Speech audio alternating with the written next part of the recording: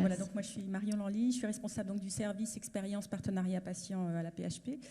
Et j'ai beaucoup de chance, un peu comme toi Emmanuel, voilà, de travailler sur ces sujets. Moi c'est après un parcours également de patiente partenaire, voilà, où maintenant je suis devenue une professionnelle sur ce sujet-là. Alors c'est pas sans difficulté, hein, beaucoup de chance, mais quand même une certaine complexité à le faire. Alors on va vous parler avec Pauline de ce qu'on fait au niveau institutionnel et puis de ce qu'on fait aussi de manière très pragmatique aussi, des difficultés qu'on rencontre.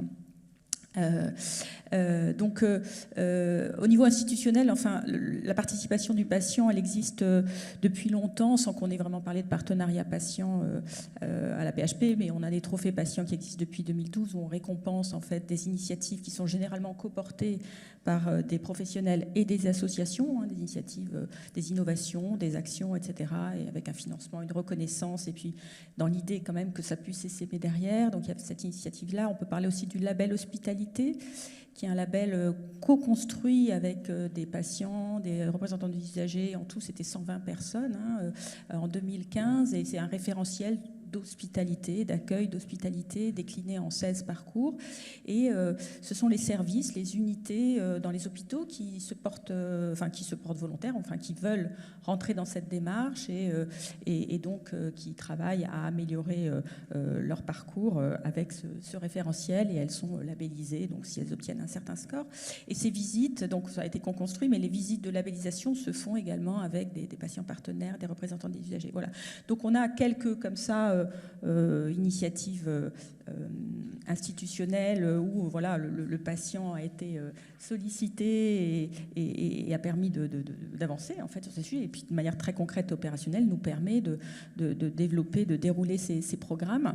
Et ça, pour les professionnels qui reçoivent notamment ce label, c'est vraiment énormément de reconnaissance. Vraiment, on a plein de jolis témoignages parce que c'est l'occasion déjà de travailler en collectif, puisque voilà, c'est un temps court, hein, mais c'est quand même l'occasion de travailler en collectif.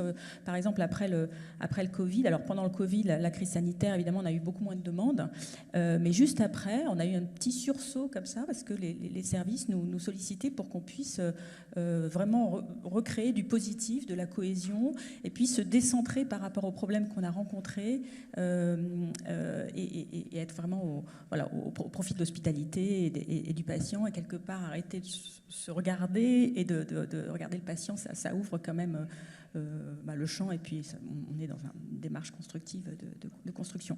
Bon, de manière plus formelle, et poursuivre aussi le mouvement qui se développe beaucoup en France sur le partenariat patient, on a développé une politique partenariat patient institutionnel à la PHP autour des enjeux certes de démocratie sanitaire, certes de pertinence de la qualité, hein, parce que évidemment co-construire avec les premiers receveurs concernés des soins, c'est quand même s'assurer d'aboutir à quelque chose de plus pertinent, tout simplement.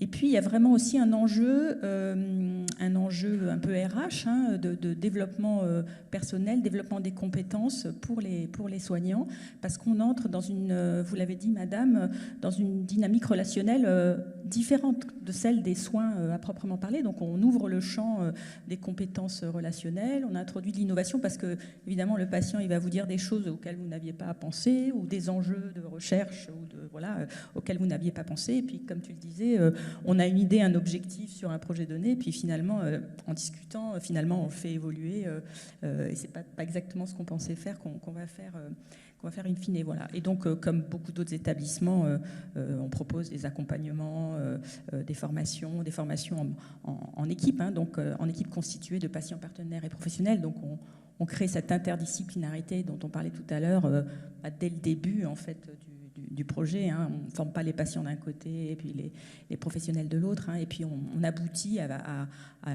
une fiche projet, et c'est là où on va voir que finalement le projet, il n'a pas tout à fait le même objectif qu'au début. Et donc voilà, et donc on travaille vraiment main dans la main avec les groupes hospitalo-universitaires, et on co-construit, hein, de toute façon tout ce que je dis là, on l'a co-construit effectivement avec les groupes hospitalo-universitaires, et notamment Sorbonne Université.